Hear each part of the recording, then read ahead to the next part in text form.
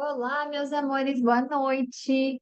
Hoje nós vamos finalizar o início, iniciar o final de Segunda Reis. E a gente vai começar amanhã, Primeira Crônicas, que não é a primeira e segunda, é o mesmo livro, né? É, mas foi dividido pela, não sei, pela facilidade, né? De pôr tudo junto e aí separar, porque era muito grande, eram muitas coisas, etc. Tudo mais. Então, hoje nós vamos iniciar a Segunda Reis, finalizar, aliás, Segunda Reis, e vamos entrar a fundo nesse final. Esse final é muito importante porque vai falar dos cinco últimos reis, né? Os cinco últimos reis de Judá, e a gente acompanhou aí, né, a história de alguns bons reis, acompanhamos a história da maioria de maus reis, né? E esse livro ele basicamente foi acompanhado disso, de bom reinado, pouquíssimos e péssimos reinados. Reinados considerados muito maus aos olhos do Senhor, né? E a gente parou na parte de Josias, que foi de fato o último rei justo que Judá tinha. Aliás, teve, né? E aí agora os sucessores dele vão aparecer agora, a gente vai começar a ler, e todos eles, não esperem que nenhum seja bom, nenhum deles foi bom visto aos olhos do Senhor. Então, agora a gente vai para essa parte. Então, vamos lá. Deixa eu voltar Situação de início. Então, Senhor, vamos iniciar aqui. Obrigada por essa live de hoje. É uma conquista e a gente precisa reconhecer quando nós somos abençoados por pequenas coisas que às vezes a gente esquece que quando é amontoada nessas pequenas e pequenas coisas viram grandes conquistas. Hoje nós estamos terminando mais uma sessão, mais um bloco de livros que é a primeira e segunda Reis, e a gente só tem a agradecer porque o Senhor nos trouxe até aqui, o Senhor nos abençoou até aqui, o Senhor nos mostrou até aqui, o Senhor foi muito mais além de tantas vezes nós tivemos aqui revelações lindas, revelações importantes, revelações poderosas, e a gente só tem a agradecer, Jesus. Muito obrigada por esse privilégio de estarmos entrando em comunhão com o Senhor, estarmos entrando na nossa vida espiritual intimamente com o Senhor, e ser mostrado, ser revelado através do Senhor, seu Espírito, aquilo que é necessário para o nosso entendimento. Então, que o Senhor me use como canal para esse momento, que o Senhor edifique as nossas vidas, Pai, com tudo aquilo que a gente aprende, que a gente tenha menos perguntas e mais entendimento, que a gente esteja mais distantes daquilo que o mundo nos diz, nos ensina ou tenta nos ensinar, e mais próximos da verdade, mais próximos daquilo que tu mesmo declarou que o Senhor é a verdade, então a gente só tem a agradecer porque somos revelados a ela, queremos honrá-la. Então, estamos aqui para alimentar nosso espírito, mas para também, não somente para isso, mas também para honrar aquilo que o Senhor deixou para nós. Lendo todos os dias, tendo acesso todos os dias e embarcando nessa história, nessa aventura que a gente todos os dias também somos lapidados. A gente sabe que nenhum de nós aqui é perfeito, mas nós sabemos que nós somos aperfeiçoados através do Senhor, através do seu sangue, através de tudo aquilo que a gente vê. A gente está entrando num momento muito importante desse final de livro. A gente vai entrar, como a gente conhece, né? A história da Babilônia. A gente sabe o que que significou a Babilônia, o que que significa a Babilônia, o que que representa para aqueles que faltam com obediência contra o Senhor. O quanto nós temos a Babilônia hoje, né? Representada por caos, representada por corrupção, representada por violência. E quantas Babilônias nós não temos hoje, Senhor? E a gente imagina o quanta dor deve causar no seu coração, ver que tantas pessoas, tantas coisas continuam se repetindo por séculos e séculos e séculos. Então a gente agradece essa oportunidade de ver o que foi, agradecemos a oportunidade de buscarmos não sermos o que está sendo, e também buscar a oportunidade de sermos melhores no teu nome. O Senhor toque nos nossos corações, que seu Espírito nos faça, Pai, abrir as portas para que o Senhor possa entrar em todas as áreas e fazer as correções corretas na nossa vida, aos nossos olhos, aos seus olhos. Que o Senhor possa nos usar como canal e reflexo daquilo que o Senhor representa. O Senhor nos dê entendimento sobre aquilo que está sendo ensinado todos os dias quando lemos a sua palavra. Obrigada por esse momento de comunhão. O Senhor nos livre contra os males também, que tentam nos parar, que tentam nos distrair, que tentam nos fazer questionar aquilo que está escrito e foi deixado por ti e o que é justo pelo Senhor, porque não há nenhuma injustiça senão a divina. O restante são homens julgando e buscando de forma mais correta possível, ou de outro lado, a forma mais corrupta possível, exercerem um poder que o Senhor nos deu. Então, a gente pede compreensão e oramos a todos aqueles que fazem abuso de poder de tudo que o Senhor tem dado a eles. E que o Senhor abençoe todos nós, para que a gente tenha o discernimento vivo daquilo que o Senhor quer para nós. E o que o Senhor não quer para nós também. Para a honra e glória do seu nome, a gente inicia essa live consagrada a Ti e agradecemos por mais um livro que fica agora para trás na nossa caminhada de leituras. Amém. Bom, então vamos lá. Durante o reinado de Jeoaquim, ele é filho de Josias, que foi o último rei justo que nós vimos que Judá teve. Então, Jeoaquim, ok? Ele vai ter outro nome também, a gente vai falar sobre isso, mas Jeoaquim, que também pode ser chamado Eliacim, ou você fala Eliaquim, não sei. Ah, durante o reinado de Jeoaquim, que foi esse rei que reinou por 11 anos, Nabucodonosor, rei da Babilônia, invadiu o país. E Jeoaquim tornou-se o seu vassalo por 3 anos.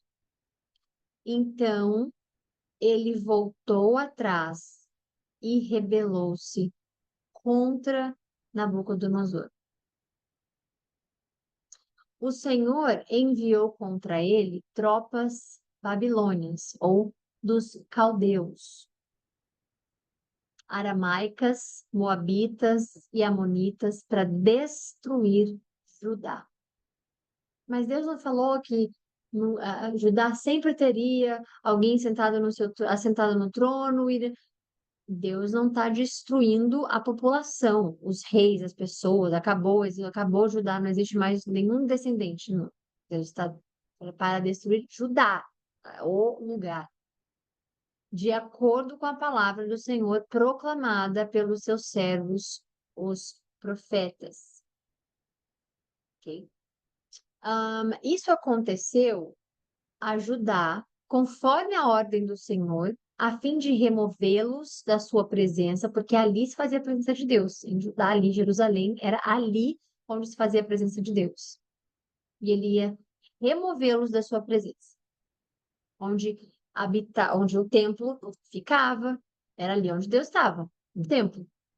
Por causa de todos os pecados que Manassés havia cometido, incluindo o derramamento de sangue inocente, o que dá-nos a entender que Deus não gosta, Deus não aceita, Deus não valoriza o derramamento de sangue de nenhum inocente.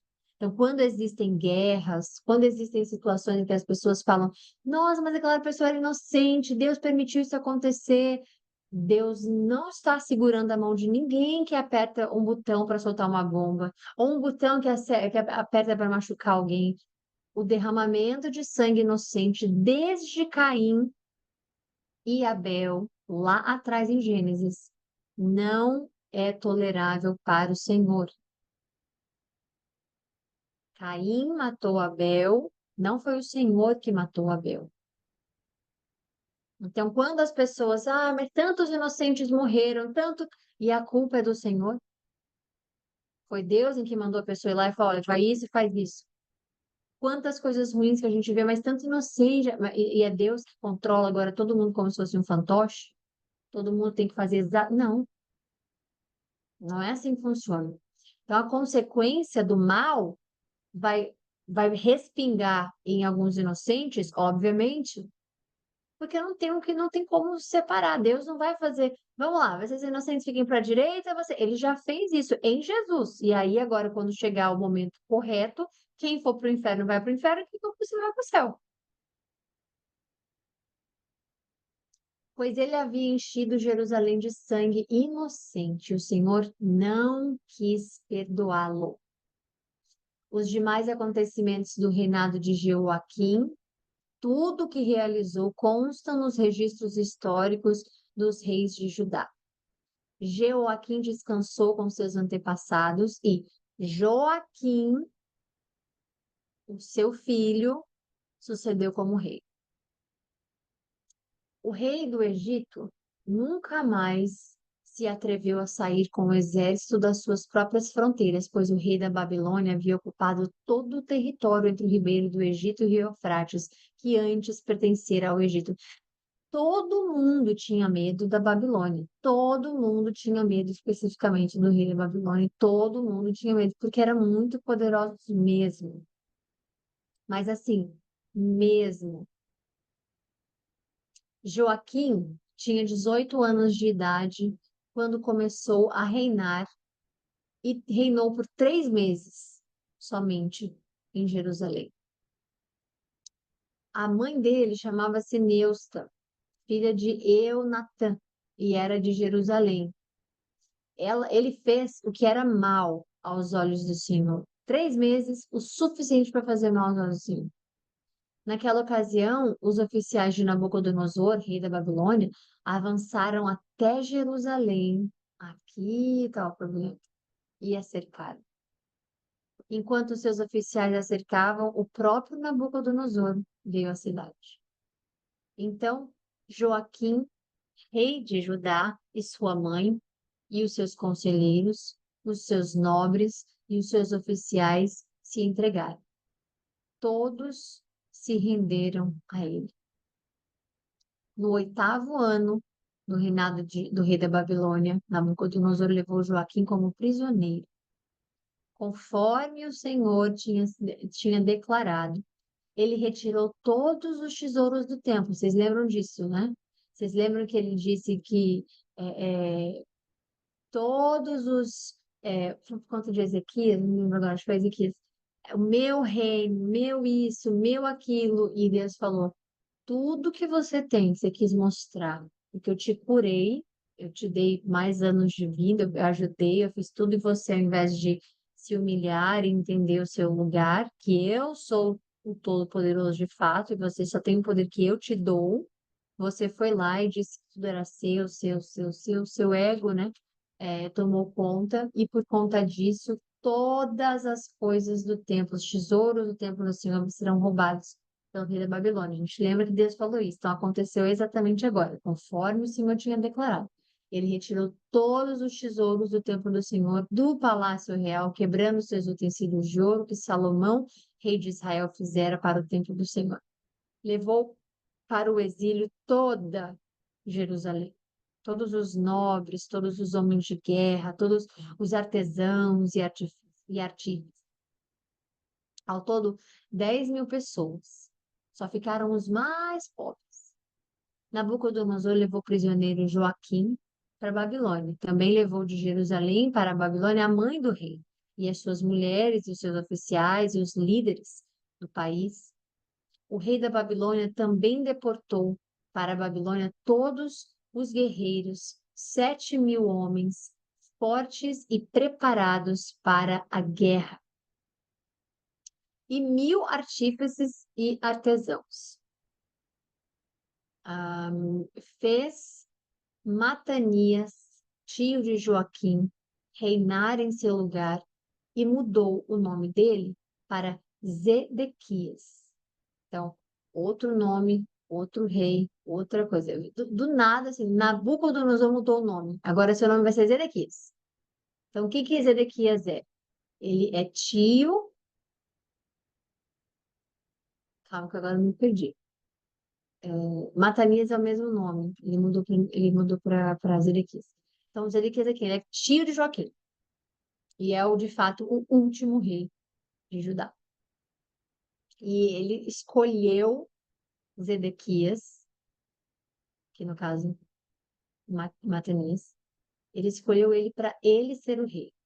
Então, ele mudou o nome para Zedequias, e Zedequias tinha 21 anos de idade quando começou a reinar, e reinou 11 anos em Jerusalém. A mãe dele chamava-se Amutal, filha de Jeremias, e era de Líbana. Ele fez o que era mal aos olhos do Senhor, tal como fizera Joaquim, por causa da ira do Senhor. Tudo isso aconteceu a Jerusalém e a Judá. Por fim, ele lançou para longe da sua presença. Ora, Zedequias rebelou-se contra o rei da Babilônia. Então, veja, ele o botou como rei e ele se rebelou contra o Nabucodonosor.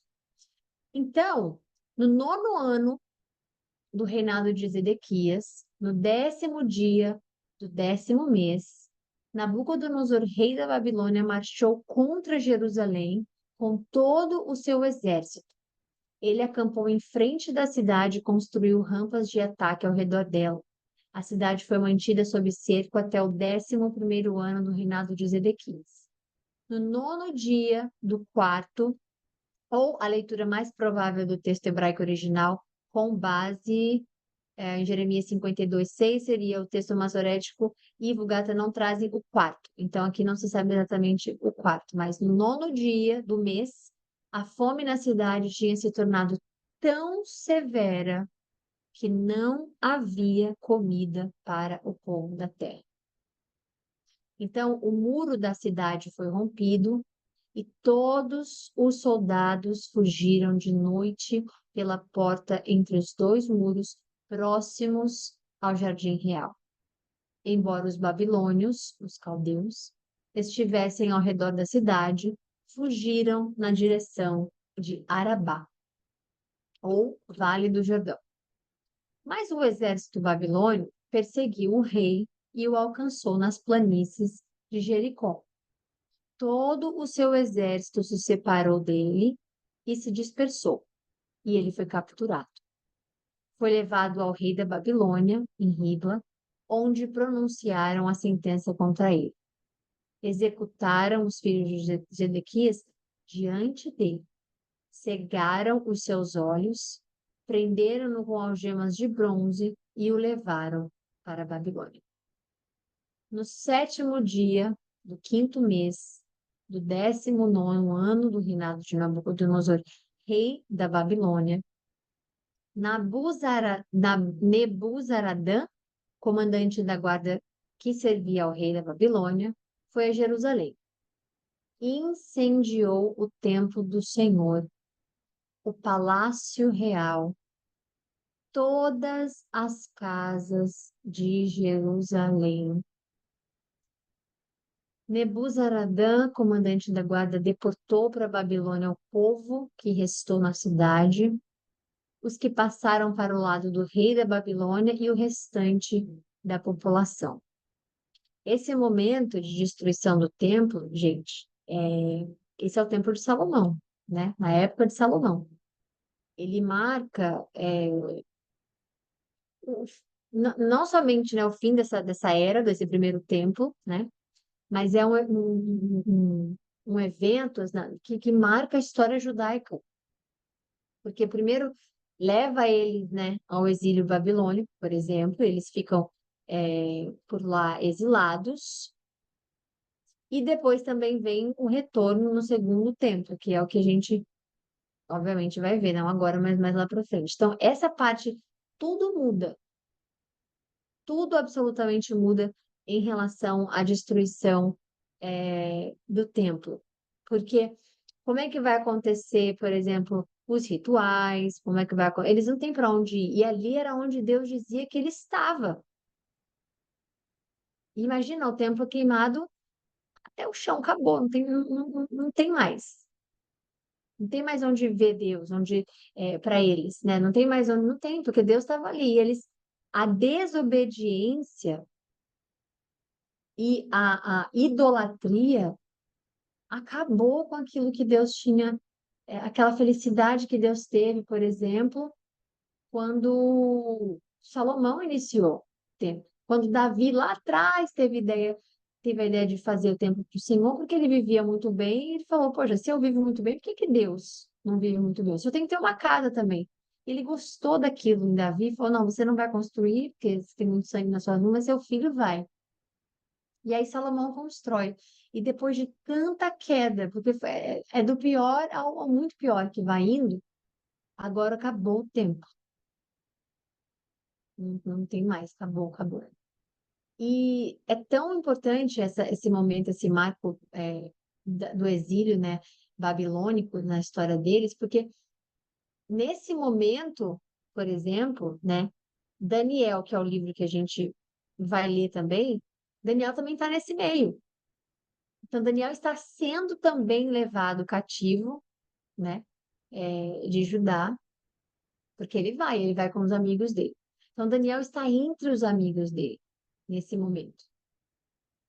Então, muitas das coisas que a gente tá vendo, né, especificamente, é, teve um impacto infinito, é o que a gente vai ver agora, porque lapidou toda a história deles. Então, eles tiveram toda essa transformação de, por exemplo, como a gente acabou de falar, né? Os sacrifícios, como que seriam feitos tudo isso? Agora mudou. Agora eles fazem, né? Eles teriam a oração, que é a única forma que eles têm de falar.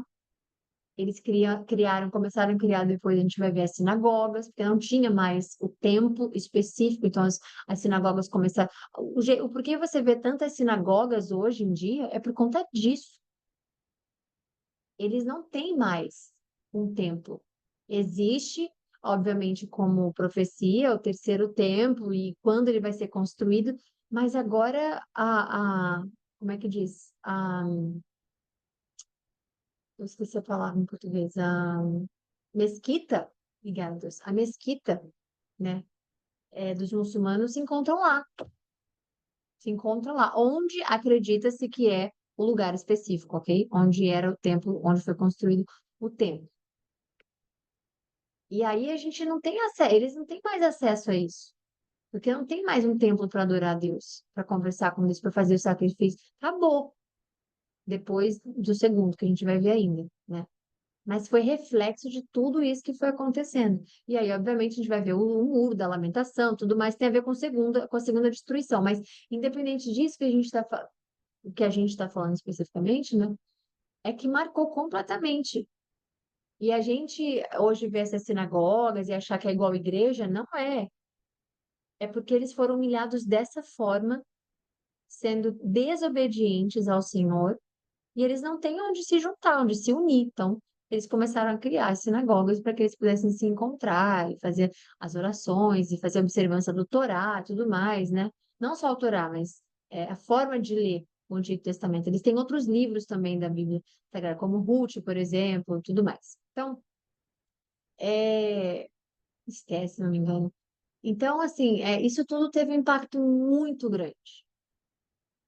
E a gente está vendo o que que pode causar de fato, porque, veja, desobediência é algo e isso o Denis uma vez falou muito tempo atrás, né? O foco principal de a gente aprender a fé em Deus é a obediência. E a desobediência logo cai como oposição daquilo que é ter fé em Deus, né? Enfim. Então, vamos lá. Então, onde está aqui? Passaram lá no Rio Babilônia de população. No entanto, o comandante da guarda deixou para trás alguns dos mais pobres da terra, a fim de que trabalhassem nas vinhas e nos campos. Os babilônios destruíram as colunas de bronze, os suportes e o tanque de bronze que estavam no templo do Senhor, e levaram o bronze todo para Babilônia. Também levaram as panelas, as pás os cortadores de pavio, as vasilhas e todos os utensílios de bronze utilizados no serviço do templo. O comandante da Guarda Imperial levou os incensários e as bacias de aspersão, todos eles feitos de ouro e de prata. O bronze das duas colunas, do tanque e dos suportes que Salomão fizera para o templo do Senhor era tanto que não podia ser pesado. Cada coluna tinha 18 côvados de altura. O capitel de bronze no campo de cada coluna tinha 3 côvados de altura e era decorado com uma corrente entrelaçada de romãs de bronze ao redor. O comandante da guarda levou como prisioneiros Seraías, o sumo sacerdote, Sofonias, o segundo sacerdote e os 3 guardas da porta. Dos que ainda estavam na cidade, ele levou o oficial responsável pelos homens de combate e 5 conselheiros reais. Também levou o secretário principal, líder responsável pelo alistamento militar no país, e 60 homens do povo da terra que foram encontrados na cidade. O comandante Nebuzaradã os prendeu e os levou ao rei da Babilônia em Ribla. Lá em Ribla, na terra de Amate, o rei mandou executá-los. Assim, Judá foi para o exílio, para fora de sua terra. Nabucodonosor,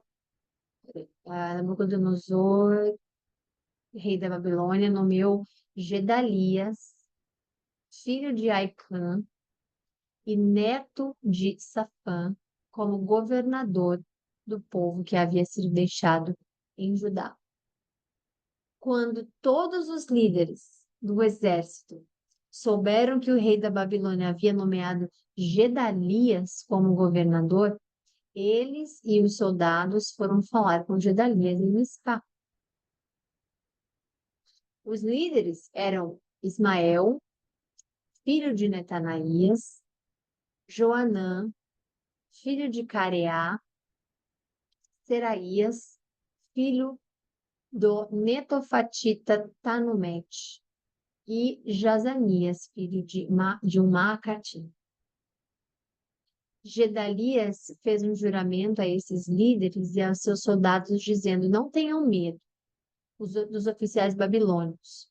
Estabeleçam-se nesta terra e sirvam ao rei da Babilônia. Tudo lhes irá bem. Contudo, no 7º mês, Ismael, filho de Netanias, e neto de Elisama, de linhagem real, foi com 10 homens e assassinou Gedalias. Confusão, como é que fala? Política ali, um fala, outro não fala, um é governador, o outro é a loucura que é, né?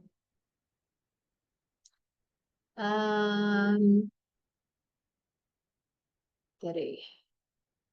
Já também mataram os judeus e os babilônios que estavam com eles em Mispá. Então, todo o povo, dos mais simples aos mais importantes, como os líderes do exército, fugiram para o Egito. E nesse momento, existe, que a gente não pode esquecer, Jeremias também está aqui. Jeremias que a gente também vai ler, né? E Jeremias é contra isso. Enquanto aquilo está acontecendo, Jeremias é contra. Ele fala para não irem, voltar para aquela terra, para o Egito. No 37º ano do exílio de Joaquim, rei de Judá, no ano em que ele viu. Então a gente está vendo, está acontecendo isso na época de Daniel, está acontecendo isso na época de Jeremias, né? E, e é importante a gente ver, porque às vezes a gente acha que são livros separados, né? Porque como a gente já falou aqui, às vezes a cronologia ela é diferente do que a gente acha. Então a gente vai ver, por exemplo, o livro de Lamentações, ele foi escrito por Jeremias. E o livro de Lamentações está ocorrendo enquanto está acontecendo, porque acredita-se que Jeremias escreveu quando tudo isso estava acontecendo, todo o sofrimento das lamentações inteiras, de tudo que está acontecendo, ele faz isso por conta de Jerusalém. Ele faz isso por conta de Judá, ele faz isso, escreve tudo isso e é deixado para nós. Então, quando a gente for ler Lamentações, por exemplo, está nesse momento aqui, mas Lamentações é um livro que vem depois de Jeremias. Então, ele é escrito para que a gente pudesse entender, ele foi organizado para que a gente pudesse entender. Jeremias está tendo o ponto de vista dele em relação ao que está acontecendo agora. Daniel está tendo o ponto de vista do que Daniel foi levado para a Babilônia. Ele está exilado lá. Jeremias, não. Então, não até não nesse momento. Então, o que a gente está lendo enfim, não. Mas o que a gente está lendo é que eles têm os dois pontos de vista, eles vão escrever esses livros e não significa que aconteceu muito depois. A cronologia ela é diferente, né? Ela não segue uma ordem específica, mas foi organizado para a gente entender nessa ordem específica. Então, Lamentações é um livro que Jeremias lamenta muito, profundamente. A gente vai ver em relação a isso. Então, está acontecendo uma confusão aqui. Uns estão fugindo para o Egito, outros estão sendo exilados para a Babilônia, outros estão reagindo contra o rei da Babilônia, né, Nabucodonosor, outros estão se rebelando, e nisso Deus já está ali preparando os profetas, Deus já está ali porque ele vai usar Jeremias, né? Ezequiel, que é um outro profeta também. Então, tudo isso está acontecendo, a gente vê o quê? Que mesmo nessa confusão, Deus não perde o controle. Deus usa absolutamente todas as circunstâncias para um bom propósito. Então, às vezes, a gente na nossa vida está no meio de um furacão, mil coisas acontecendo ao mesmo tempo, e a gente acha isso, a gente acha aquilo, e Deus está assim. Depois do furacão vem a calmaria. Depois da tempestade vem a calmaria. Depois de todo a bagunça, o medo, a desordem, e vem a calmaria. Deus, ele não desperdiça um segundo sequer da nossa vida. No 37º ano do exílio de Joaquim, rei de Judá, no ano em que Evil Merodach, às vezes esses nomes são bem complicados de ler, gente. Às vezes eu não tenho problema lendo, não, mas às vezes eu tenho bastante problema lendo esses nomes. Peraí. Então, no 7º ano do exílio de Joaquim, rei de Judá, no ano em que Evil Merodach se tornou rei da Babilônia, é filho eu acho que ele é o filho, Evil Merodach, ele é filho de Nabucodonosor. Se tornou rei da Babilônia, ele tirou Joaquim da prisão no 27º dia do 12º mês. Tratou-o com bondade e deu-lhe o lugar mais honrado entre os outros reis que estavam com ele na Babilônia. Joaquim foi o melhor rei? Não, não foi o melhor rei. Mas por que ele está sendo tratado maravilhosamente? Tudo por conta da lealdade e promessa de Deus para com Davi. Tratou com bondade, deu-lhe o lugar mais honrado entre os outros reis que estavam com ele na Babilônia. Assim, Joaquim deixou as suas vestes de prisão e pelo resto da vida comeu à mesa do rei. Diariamente, enquanto viveu, Joaquim recebeu uma pensão regular do rei. Aí você fala, nossa, mas como assim? Que loucura! É Deus e suas promessas. Ué, mas eles estão sendo exilados e não sei o quê, ele está preso, e aí do nada. Como assim, Joaquim liberto? Do nada ele foi liberto. Deus e suas promessas. A gente não tem como questionar Deus, né? Falar, ei, como assim? Ele estava preso, agora do nada ele foi solto. Deus tem sempre um plano. Deus tem sempre uma forma de abençoar os planos dele, porque é de acordo, as coisas correm para o bem, de acordo, né? Para todos aqueles que amam o Senhor de todo o seu coração, toda sua alma, de acordo com os seus propósitos, né? Do seu propósito. Então, óbvio que isso vai acontecer, porque ele prometeu, absolutamente, ele prometeu cuidar da dinastia inteira de Davi, que foi preservada a partir desse momento, né? Enfim, essa parte que nós finalizamos hoje para a honra e glória do Senhor Jesus Cristo. Amanhã a gente vai entrar em crônicas, como você pode ver, como a gente explicou, né? Vai ser um compilado assim, de tudo que a gente veio aprendendo e a gente vai ler lindamente, maravilhosamente bem, porque depois, aqui, depois de Crônicas, a gente está quando a gente começa Esdras, Neemias, Esther, Jó, Salmos, blá, blá, blá, a gente vai começar os outros livros, então a gente vai ter um acesso assim, a uma recapitulação linda, maravilhosa, perfeita. Né? Deus fala, o Jafetita, quem é que é Jafetita? A gente vai ver os nomes, a gente vai conseguir, né? E com a permissão de Deus, obviamente, se for necessário explicar, a gente vai explicar e a gente vai falar e a gente vai ler. Então, eu amo Primeira Crônicas, Segunda Crônicas, eu amo porque recapitulou tudo aquilo que Deus vem fazendo. Deus vem fazendo, Deus vem fazendo, Deus vem fazendo. E a gente se sente, sei lá, mais íntimo, sabe? Eu me senti muito mais íntimo lendo Primeira Crônicas. Ah, caramba, então Deus está dizendo, olha, eu estou com você desde Adão, Sete, Enos, Cainã, Malaleel, Jared, Enoque, Matusalém, que foram filhos, que foram... Aí a gente vai lendo, vai lendo, vai lendo, vai lendo. Então, o que foi importante Deus revelar, Ele vai revelar. E a gente se vê amanhã para um relatório do Senhor Jesus Cristo, tá bom? Fiquem com Deus, um beijo e muito feliz. Muito feliz que amanhã a gente inicie a primeira. Bom descanso para vocês.